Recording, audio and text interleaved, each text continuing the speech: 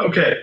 Um, for people that are on YouTube watching this, just so you have a little history, we went into closed session about some things with the board, and we are now coming back into open session. So we started recording. Start out by reading the ethics awareness, conflict interest reminder. In accordance with the State Government Ethics Act, it is the duty of every board member to avoid conflicts of interest. Does any board member have any known conflict of interest with respect to any matters coming before the board today? If so, please identify the conflict and refrain from any participation in the particular matter involved. Anybody need to be heard? Okay. Nope. So,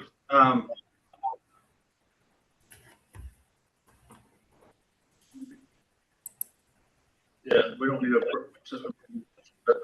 we should approve it. Okay.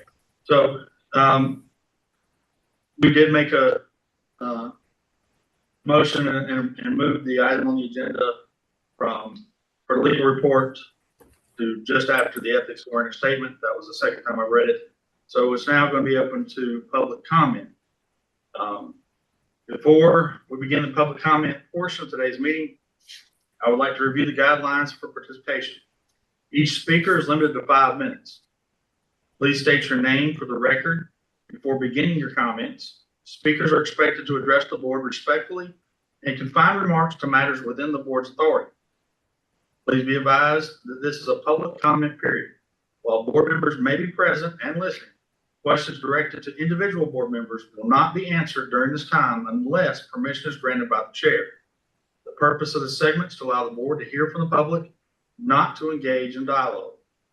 The chair reserves the right to enforce time limits and maintain order to ensure that all participants have a fair opportunity to speak. Thank you for your cooperation. Do we have anyone who wants to speak on public comments?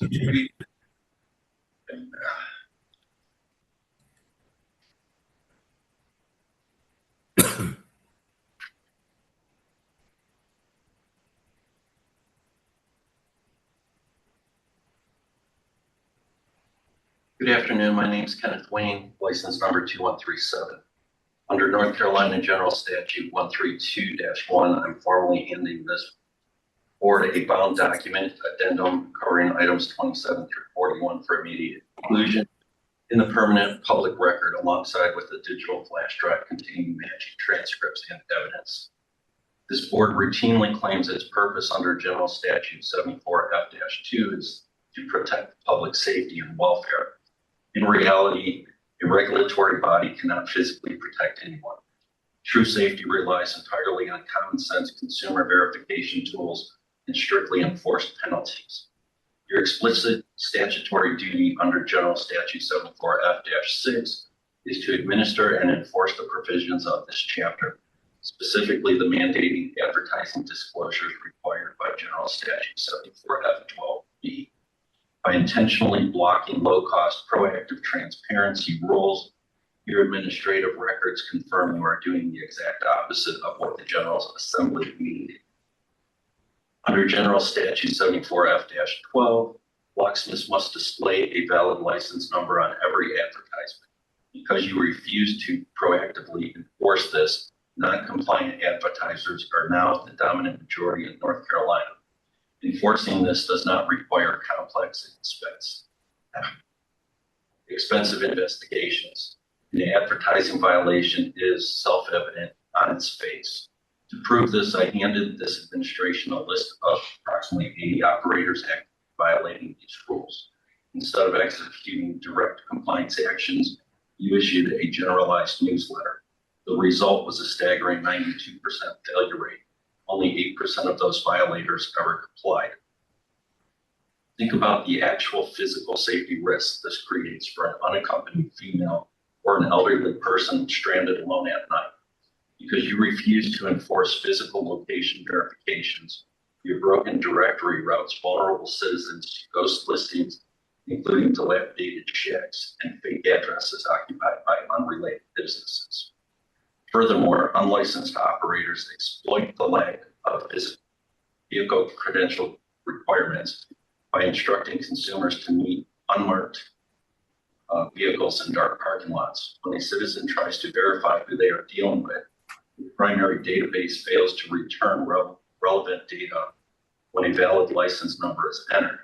Consumers are forced to treat your registry as a reactive utility, calling the office after the fact to find out if they were just handled by a scammer. Yet when petitions were introduced to fix these exact transparency gaps, you summarily denied. The 3 governor-appointed public members mandated to act as independent consumer watchdogs sat silently, passively facilitating the data vacuum that leaves citizens exposed. The hypocrisy extends directly into your preferred trade pipelines. On April 1st, North Carolina Locksmith Association President Brandon Wingham stated in writing that consumer scams were absolutely not acceptable and promised to put himself and his organization on the line. Yet when concrete solutions were introduced to mandate advertising disclosures, that association felt completely silent, offering zero floor support. They selectively used consumer horror stories to prevent lobbying behind closed doors, but abandon the public the moment a solution is introduced. Worse, this administration refuses to even read the petitions it denies. When the advertising rule for exempt entities was killed in under 25 seconds based purely on its title, you claimed a lack of jurisdiction. Big box giants might be exempt from holding a locksmith license, but they are not exempt from the universal advertising mandates of General Statute 74F-12. By protecting corporate networks under a false pretext of jurisdiction, you hold the independent small businesses to a double standard. This board is funded entirely by the compliant locksmiths you ignore, operating as Wayne, I want to give you a 30-second warning. Okay, operating as a reactive shield while intentionally blocking low-cost, proactive transparency rules and rules that would inform licensees of issues affecting our livelihood destroys any incentive for licensees to support you. Stop hiding behind the illusion of public protection. Execute the statutory tools you were already have. Demanding more funding for enforcement when you refuse to utilize current toolkit looks exactly. All right. Do we have anyone else who would like to make a public comment?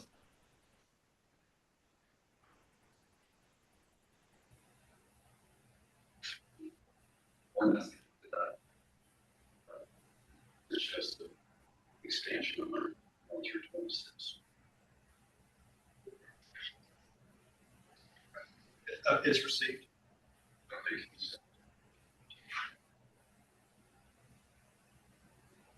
There's no legal requirement.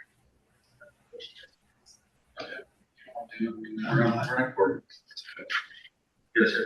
Great. No. So, not hearing from anyone else wanting to public comment, we'll go to approval of the previous meeting minutes. Have a motion for approval? I got approval. Hold on a second. Again, this is my first meeting, so my name is Wayne Goodwin. It's a pleasure to be here, and I was unable to make the last meeting, so to the to the extent appropriate, I would move to amend the minutes to reflect I was absent due to a family out-of-state trip. And to make sure that's my first meeting, I couldn't make it, but I did long. So whatever extent that could be reflected.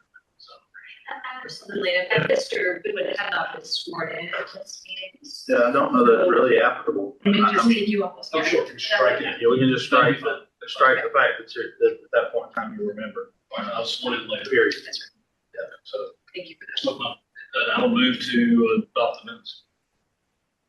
And with that change. All right. So we got a motion to remove the note of Mr. Goodwin, who had not been sworn at that time, being absent. Do we have a second? I'll second. All those in favor of approval? Aye. Any? All right. So prior meetings have been approved with that change. Meeting minutes, sorry. All right. The next will be the approval of the financial report. I'll make a motion. I'll second it. We have a motion for approval. All those in favor? Aye. Any opposed? All right.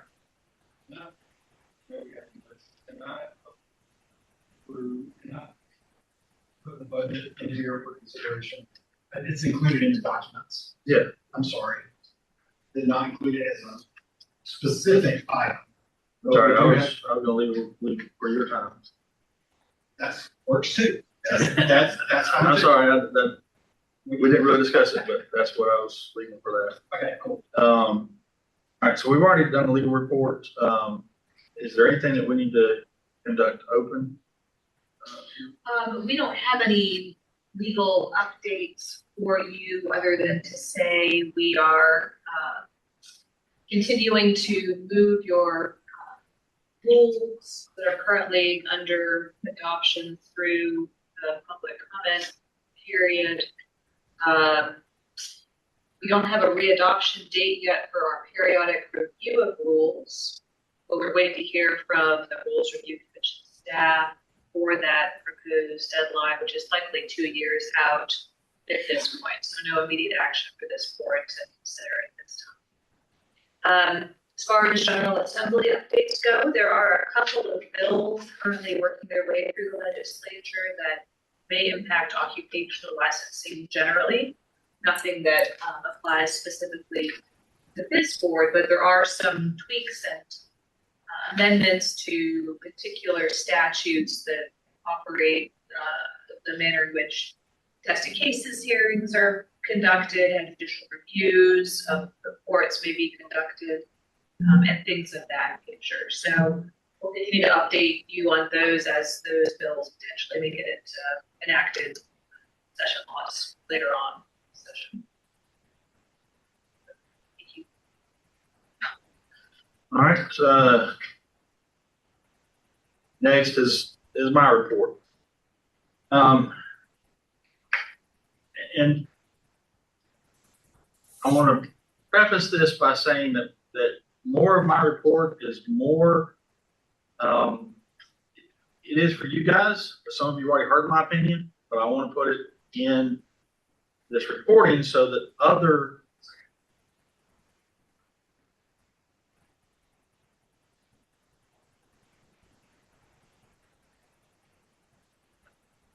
have some technical issues.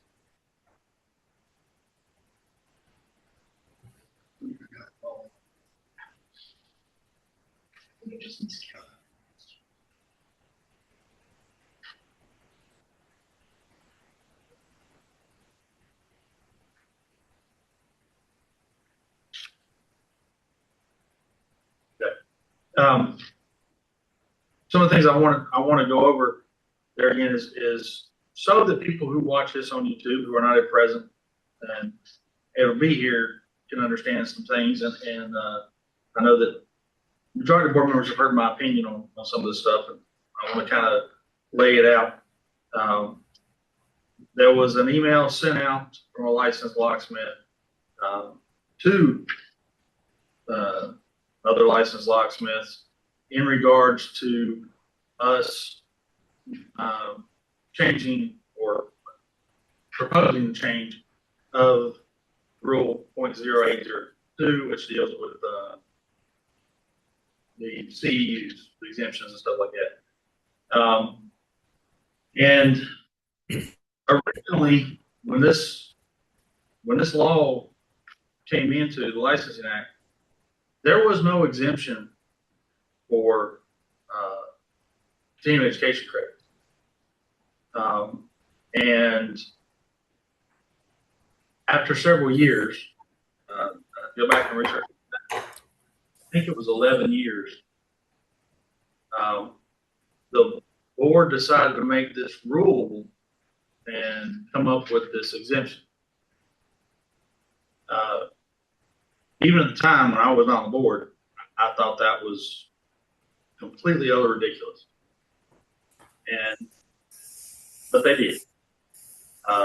Several years later, when I was part of the board, they chose to reduce the hours that the CEU requirement from 24 to 16. And I voiced, at that point in time, felt that was diluting the license. That was Not a good move, but sadly, I didn't have a vote because I was chair and there wasn't a tie. So I couldn't vote on it. So that being said, here's part of my personal reason why I have such an issue and I want to get rid of this exemption of CEUs. As you guys well know, I'm a retired police officer. Father was a police officer. He started in 1969. In 1969, literally, there wasn't a class or school to go to establish that you had learned what you need to learn as a law enforcement officer in North Carolina. It literally was, you're big enough, here's a gun, go walk the street. I'm not joking. Basic law enforcement training as it is today was established and first adopted across the state in 1973. Father started in 1969. Greensboro Police Department in 1972 decided they were going to make their officers go through this course, which don't hold me to this, but I think it's like 40 hours at the time. Now it's 700 hours or close to it. But point being, the reason for these CEUs, just like here, the reason they brought a basic, training to law enforcement was to produce a better officer for the public safety. The reason we're asking for CEUs is to produce and put out a better licensed locksmith to the public. Because honestly, when I started doing this with my dad in the 70s, stuff didn't really change through the 80s, even in the 90s. You had some changes with cars, but it was pretty slight. It's all kind of the same technology. Now, with what faces the locksmith, everything from electronic locks on homes, access control, even automotive stuff. Honestly, it's like buying a computer today. Go in, as soon as you purchase it, it's outdated. And people who don't feel like they have to take any classes, or that's a milestone, as was referred to in this email sent out to everybody, is ridiculous, in my opinion. It's not a milestone. The reality is life safety codes, fire codes, all this stuff changes.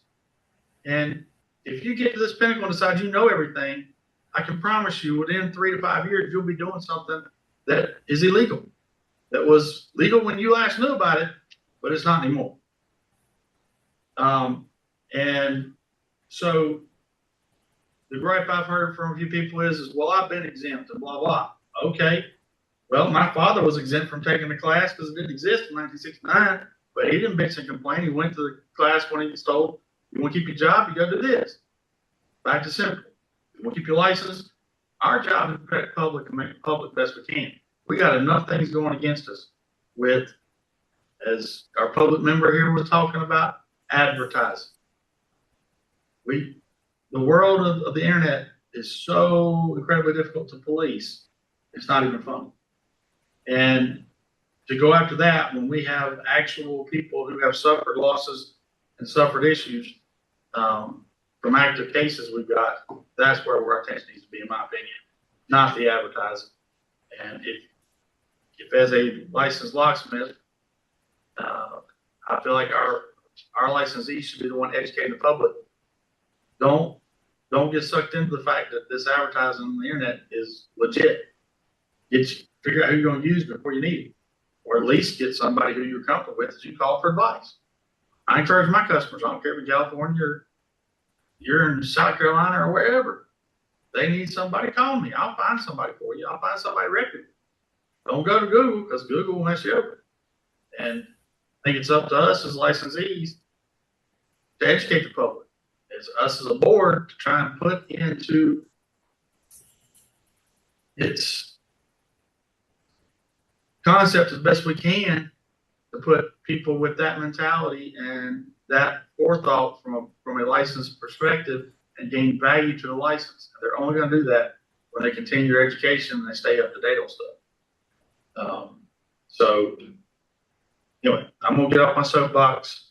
I just wanted to address, this email that went out. I'm not going to sit here and pull out everything. There were several quotes of me and what I said. There's a bunch of bad information in it. As you guys, the board, know, the day that he's referring to this, we were here for almost 8 hours because of hearings that were not recorded and put before the YouTube channel because you can't, as right now. But the fact that we already been here that long, yes, we wanted to go home. And there again, I'm saying this for the benefit of the people watching this on YouTube. We had been here all day. We had had that information reviewed for months beforehand. This was not a quick decision on anybody's part with this board. We had all looked at this information and all considered it. And don't be deceived by what's being put out here. Please go back and watch. And, you know, as somebody watching this video on YouTube, do your homework. Don't take everything at face value, just like I wouldn't encourage everybody to take valid locksmiths based on Google at face value. Do your homework and decide who you're going to use. With that being said, I'm going to step off my soapbox and I'm going to turn it over. Absolutely, sure.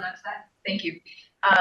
Board members, thank you for letting me speak again to you on John's comment with regard to Rule 0802. As you remember, at our April meeting, we did vote to initiate rulemaking to eliminate the exemptions that John has referenced in his comments. Since that time, we have been undergoing a fiscal impact analysis of the proposed financial impact that this rule will have in North Carolina. We are working on finalizing that analysis, and we intend to make sure it meets approval of all of the regulatory agencies involved in the rulemaking process that need to review it before we file the rule for public comment. So just to be clear, that proposed rule has not yet been filed with OAH to initiate the public comment period. We anticipate doing so as soon as our fiscal impact analysis is completed.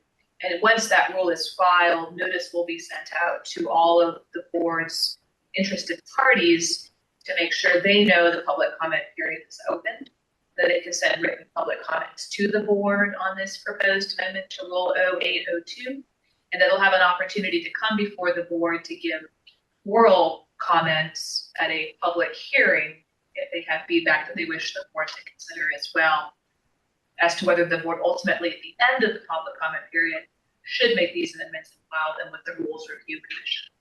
So we're at the very start of this process, and our regulated public will be kept up to date as that rulemaking is formally initiated and moves to the public comment period. Thank you for clarifying. All right, we'll turn it over to Barton. Okay, thank you. Thanks for outlining all that. Thank you, John. Thank you, Catherine. I've got 2 items on my list. One to kind of I'll move into first as it kind of flows from what we've been talking about. That we have heard the drumbeat from licensees about the, I'll be honest, failures of the CertaMe public database and the inability to search by licensee number. So if you're riding behind a van and you see locksmith 1, 2, 3, 4, no offense to you out there, that you can't look up that license number specific. John and I have both emailed with technical support at CertaMe, that's how you pronounce it, CertaMe, the software company, indicating to them, again, that this is no less than a failure of a software vendor to deliver a quality product for occupation licensing. One of the solutions that came to me as I was getting ready one morning was that the board office, me, can pull at regular intervals a PDF Excel sheet of the list of licensees sorted by county or sorted by license number, might be better by license number. I can provide both. We've got the disk space. We can post this on the website under the verify link. If you navigated the website before, you click verify. There's a landing page. The next button says click here to do the online verification. I think it would be a good idea to include a list of licensees, just name, license number, county, and business that we have on file, sorted by license number and the date that this was pulled on. And that way, people can see, and search by license. So, folks have been asking for this, we've heard you, I've heard you, so I wanted to share it with you. That's my first item, open it up. I think that's good, bad. For me, I think that we got a broken leg. This is a splint.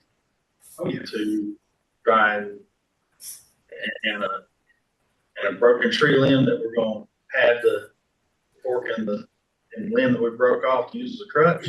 I think it's something that if we make it happen, we do it, but it is no way, shape, or form an end to the means.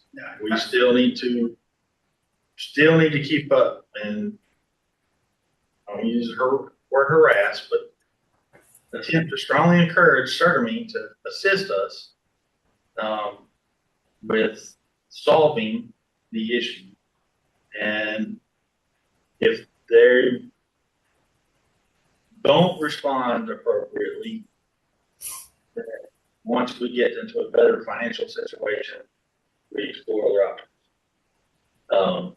But out of getting better financial situations, as is right now, we've got to work with getting things done with the law, changing the law and how it is, and that's not going to be overnight. So, but I think that what you're proposing is a good thing to get us out of the middle of the forest that we're in and start dragging us back to civilization. But I guess I just wanted to put it out there, make sure people understand this is not our solution to it. This is just that. This is an emergency stand to try and get us past what the complaints are and the complaints are about. But we're still trying to move to get it rectified and correct. That makes sense. Yeah, absolutely. There's not stopping here, but this is just, we're going to address treating the wound. Yeah. And trying to do the best we can. So without objection, I'll do that. There's going to be no contact information, no email address, no, even if it's your business, it's not advertising, this is just application. I mean, honestly, it's going more difficult for you. But to me personally, if going through that showing the license number on the person's full name and showing, I don't really care about the county. I don't care about, I think that showing if they have any prior disciplinary action. That just being yes or no. And then the person, if they want to look further and go into Certamine and search by that individual number, because now they've got the license number, they got that. I think if you get somebody, because I can hear it now, put too much on there, and I couldn't put it up on my phone, or I had to scroll over, it was inconvenient, blah, blah, blah. If you could have it to where we've just got name, license number, and and disciplinary action is just a factor of just to put it out there, because it's going to be a Y or an N, yes or no, pull up Certamine, and they can go and look at it if they want to dig further into that person. But trying to locate that license number, they can go figure out everything else when they go to Certamine. Yeah. The only reason why I'd say county is because I do get it like public. I just bought a house in Wayne County and I want to know who's nearby, but a business is on.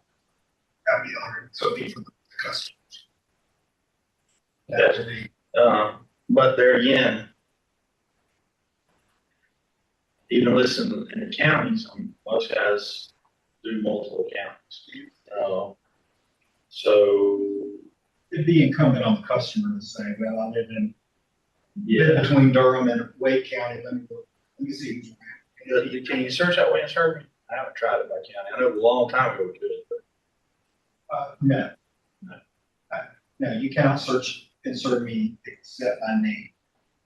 It's only sorting. That's what we run into with 1,300 licensees. If you sort first 3 pages on your phone and fine, you start getting up around pages 12, 13, 14, your phone will reset. You're good. Yes. Okay.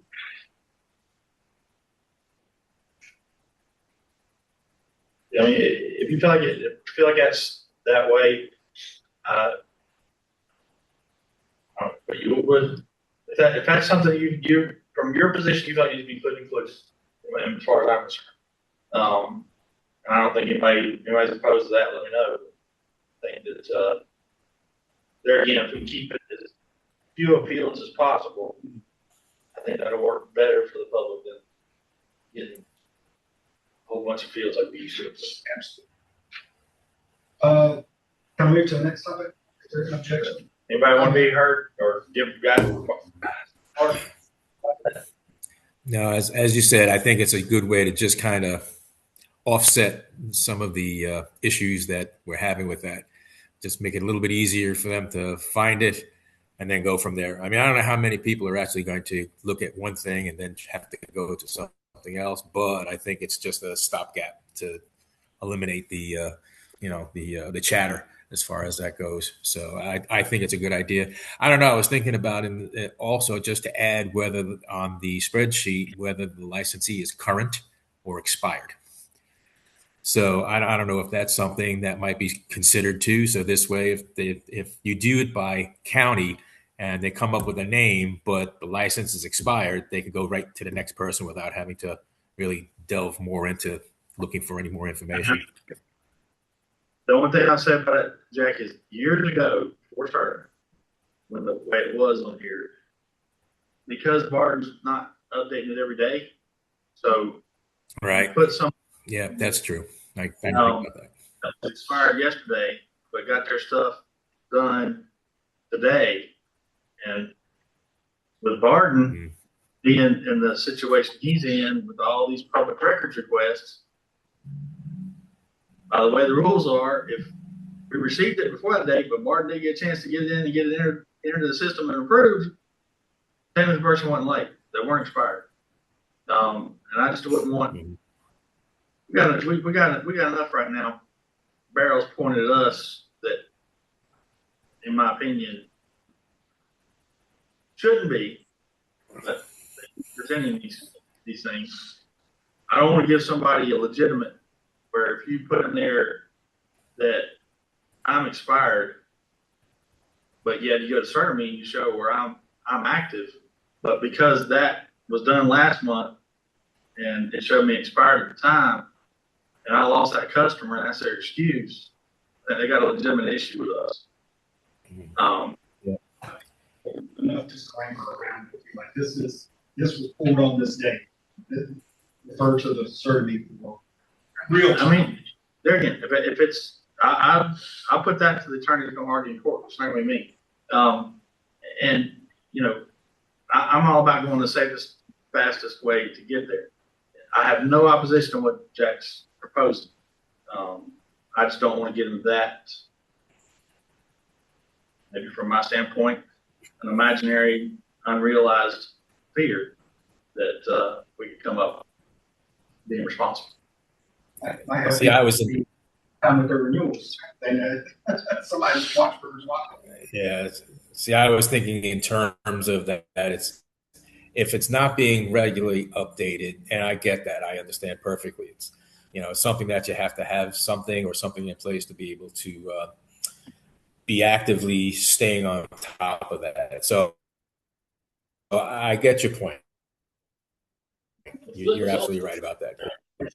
Pardon, you got enough going on to have. Okay, I got it. But there again, you got the customer being misled on one side, you got the licensee dealing with the customer misled on the other side. So that's where, but I have full faith that if it's something to be done, we've got legal counsel to handle it. And I have no opposition to that. I want to move on to the next item, which is budget, which I thought was a good segue to talk about CERTME and the best we can afford. I previously circulated to y'all was the budget. Our fiscal year runs July 1 to June 30th. And as we know, we do not regular funding from the North Carolina General Assembly. Just because we are a state board does not mean we have access to state funds. So, we do not. If you're angry about the income tax rate, don't be angry at us too. We're not the same recipients up here. So our budget, once approved, is posted on our website. If you're at these videos and you're reviewing minutes, if you look over to the left-hand side of this, you'll see the most recent approved budgets. So we're voting on the one for fiscal year 26, 27.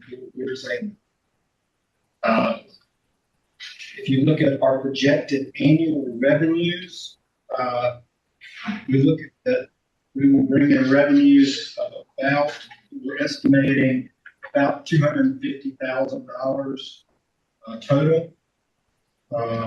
And looking at our expenses for the year, hoping to spend about $206,000. So maybe we can make a little bit of headway revenue to do things like purchase a new software program or greater utilization of our investigators and legal funds taken unlicensed support. I'd be happy to answer any line items that we have. But the budget for next year is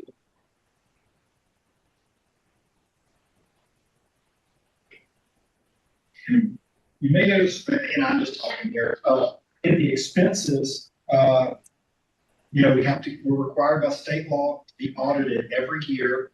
The audit is also publicly available. Last year, the cost to do our audit CPA was $13,000.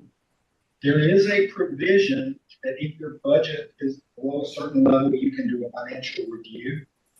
And that is significantly less cost. It still has the same legal standing as a audit. So I'm going to ask our CPA to do a fiscal or financial review rather than a full-on audit and save us as projected to be half the cost.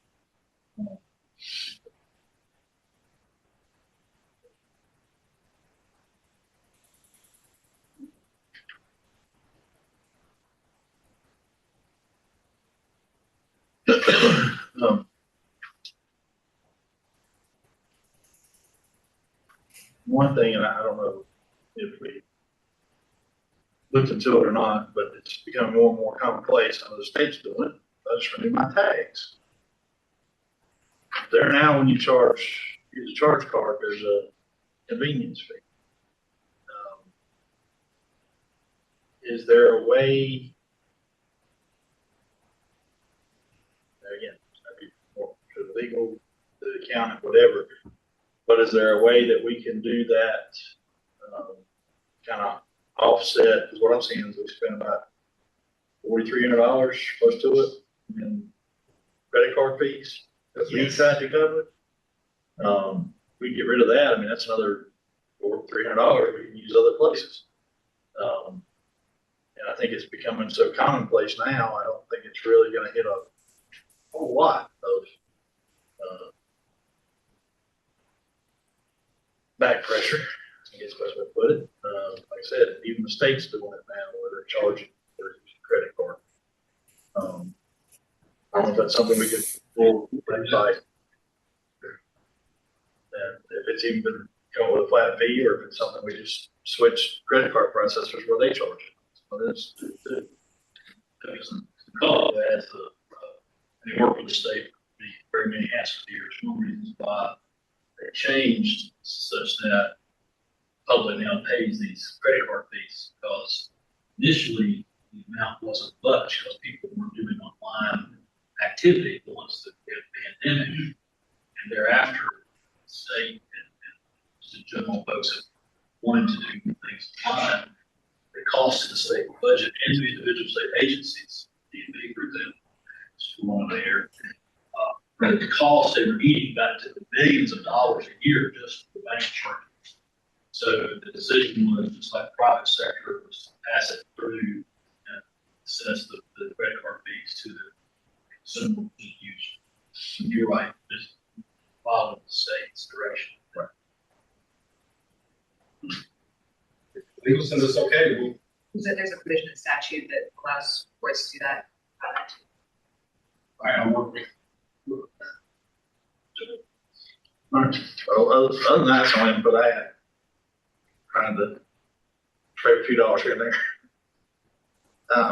If I want to put up a motion for approval? Budget?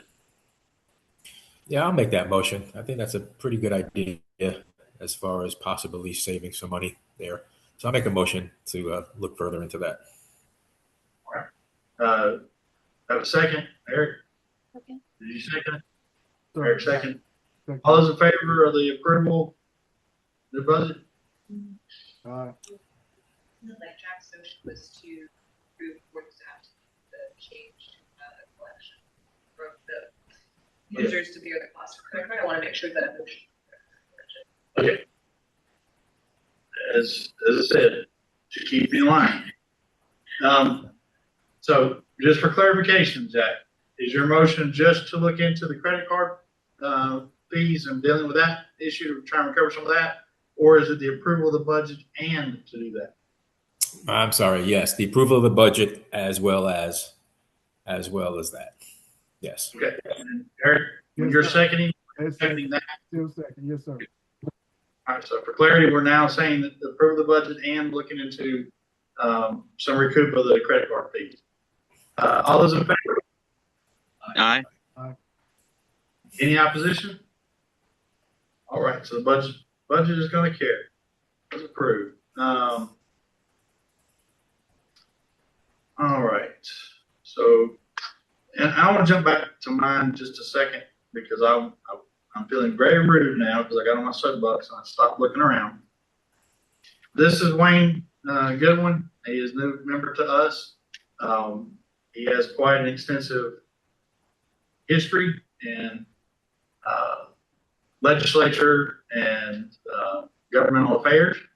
I'll give him an opportunity to introduce himself and speak to everybody. I think he's going to be an incredible asset. He is a public member, and I think he will be an extreme resource for us to get a perspective. Because we now have a retired probation parole officer, we have a private attorney, and now we have somebody who is very well versed in legislature and the public to help us get through this. Thank you, Mr. Chair, and to members and to legal staff and to our legal counsel. Thank you for this opportunity. It's a pleasure to join you. My name is Wayne Goodwin. I'm from Hamlet, North Carolina, originally in Richmond County. I'm a native North Carolinian. Attended university and law school here in North Carolina. I'm also an attorney. I did serve in the legislature a long time ago. I was elected when I was a kid 30 years ago, and I was 29 years old. And after serving in the legislature for a while and serving on chairing judiciary committees and having its impact on this board and similar boards, regulatory boards, I've then joined the Department of Insurance and worked at the Department of Insurance for 12 years, served as the elected Commissioner of Insurance for 8 years statewide, and have then, you heard my reference to DMV, served as DMV Commissioner for a bit. That was a thankless job, but I did that. It was a pleasure to continue serving the state. And then in recent years, I have a regulatory consultant and have a boutique law practice. It's a pleasure to join you, but I would be remiss, Martin and I know each other a long time, I would be remiss if I didn't mention that also a personal reason for serving on this board is that my late wife served for many years, Melanie Wade Goodwin, and she was a member of the legislature, and she's been passed now 6 years. So whenever I heard that I could continue her service in this way, I jumped at it, and I'm delighted that Governor Stein appointed me. Look forward to working with you. Thank you. All right. Now we'll get back to the Education Exam Committee report. Oh, yes, thank you. I proctored the exam April 18th. We had 9, one failed. That was great. Um that was in Asheville. It will be in Asheville again July 18th. New time, 10 o'clock. I'm not sure who proctored the June 6th. David, was that you by any chance? That's coming up. It's gonna be, I'm doing it. Well, duh. Yeah. Okay. Sorry. I'm thinking it's July for some reason. I'm ready to go on vacation. But yeah, that's all from me. That it'd be back in Asheville in July, Lumberton, June 6th. Did any who was did I guess I meant May? Is who done that in May? That was Eric. Yeah. Eric, was that? Yeah, David and I, we were at Alamance Community College. Element. Yeah. Yep. Yeah, we were at Alamance Community College, and that day we had, I think, if memory serves, we had 24. Wow. Yeah. 23 or 24. It was a full house. It was a full house, and I think we had, boy, old age as hell. I can't remember anything anymore, but I think we had maybe 2 that failed. 2. Remember? If I remember correctly, yeah. Yep. But everything else went well. Barton, I'm sorry I can't be with you on the next one because I'm still not able to drive. In the June class, I'm under doctor's orders since my surgery. I can't drive just yet, so I'm just kind of like at his mercy to move when I can, you know. But that's about it. Okay. Oh, thank you. If I'm needed there to help, just let me know as well. But that's all I have. All right. I passed, I know Eric, I saw his car, his fancy car. I know he's struggling if he can't drive that. It was a beautiful car, but I passed him the exams. So I hope you wish you a speedy recovery here. Yeah. I can't get in there for a while yet. Probably till the leaves start to turn back. Probably August, September. Thank you, Eric. Okay. All right. Appreciate it, guys. Do we have any unfinished business needs to be addressed? You want to recognize Liz and David because they went to the legislature recently. They gotta be, we do. Okay. And so, anybody have anything, I mean, I'm not aware of anything tagging along that we haven't already discussed or covered. I don't think we tabled anything recently. All right, so under new business, yes, I'll open up the David and Liz. And some of you guys have seen the shirts I wear from when I was on the board before. David had one made looks a whole lot better than mine, but might just be a person wearing it. Fact of the matter is he's got a way to get some shirts done. Whoever wants to pay for it, the board can't afford it right now. But if you want to take it on your own, somebody's got the artwork and everything for embroidery set up, so it'd be a lot cheaper using him and his contact than going to otherwise. But I'll turn it over to David or Liz, whichever one wants to take first. Very well. So I can go first. The downtown Greensboro, in the mall in Greensboro, Four Seasons Mall, there's a location up on the top floor, custom embroidery location. So they now have the board's logo there, and they already have it. You know, they have to send it off in order for it to get I guess computerized or something, but once they have that, you don't have to pay for it again. You just pay for the embroidery itself. So you can definitely get with me and I'll get you in contact with them if you'd like to get the embroidery on any shirts or any other baseball caps or what have you. As far as meeting with the legislators, that was very, very interesting and eye-opening. I do want to thank, of course, Barton for offering Liz and I the opportunity, coming with us, explaining to us how things are going to kind of go, because that was a first for me. Yeah, I felt it went really well. We kind of got a little bit of a deeper understanding on the legislative process, the difference between the House and Senate, and then also, got an opportunity to go over to the other building um, and knock on some doors, which hopefully will open a way for us to be able to move things forward a little bit easier on the legislative level moving forward. I did speak with the representative of my county, me being both a constituent and business owner, and as a resident. He took our concerns very seriously, and they did say that he would hopefully be advocating for us to get things move forward when we are able to present them again. So I'm definitely hoping, and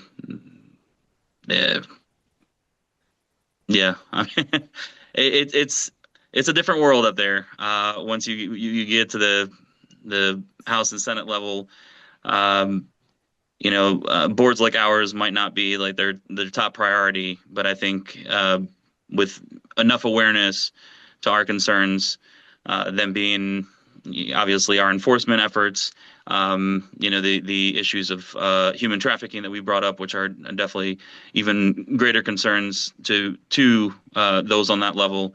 When we discuss those things, they do take us seriously, and hopefully we'll be able to make the changes that we're looking for. Yeah, All right. it was a honor and a pleasure to be there.